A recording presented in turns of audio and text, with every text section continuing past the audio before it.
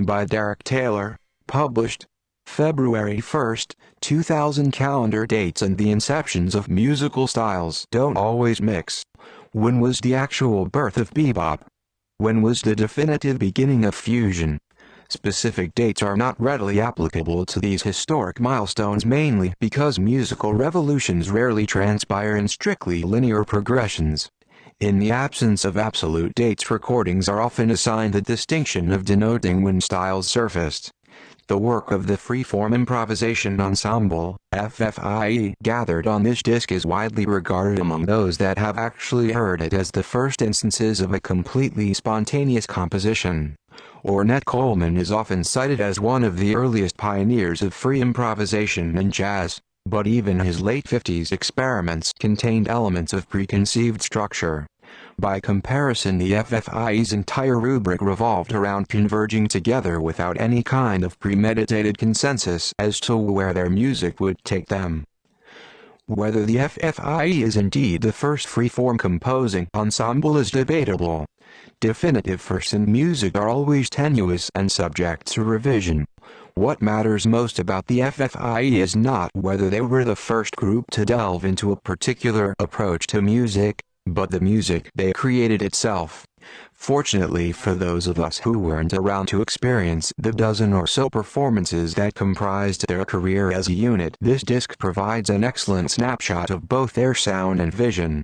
Silva and Green are perhaps the most recognizable names in the group, but the self-professed purpose of the ensemble is collective communication over individual voicing, and each man serves as an isonomic cog in the organic machine.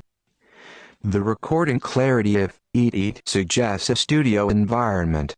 Unfolding across nearly half an hour length, the piece is a beautiful encapsulation of the FFIE's aesthetic. The players roam across a startling array of spontaneously devised rhythmic and harmonic structures, merging modern classical structures with jazz-based improvisation. The effect is so smoothly rendered that the piece's lengthy duration dissipates rapidly without any feeling that the players are being too verbose in their creations.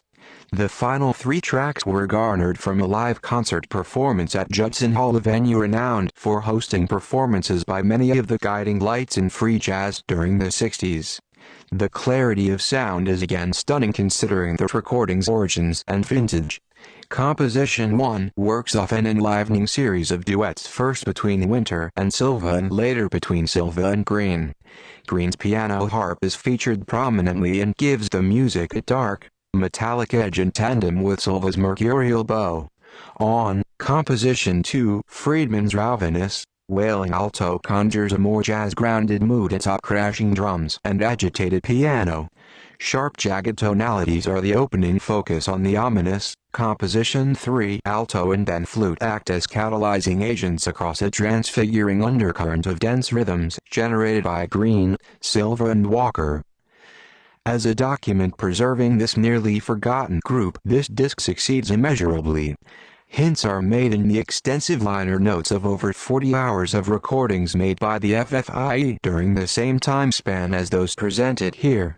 If we're lucky, portions of these tapes will be unearthed soon and made available, providing listeners with an even more complete picture of the important work these 5 men were forging. Track listing: Eat Freeform Composition 1, Freeform Composition 2, Freeform Composition 3.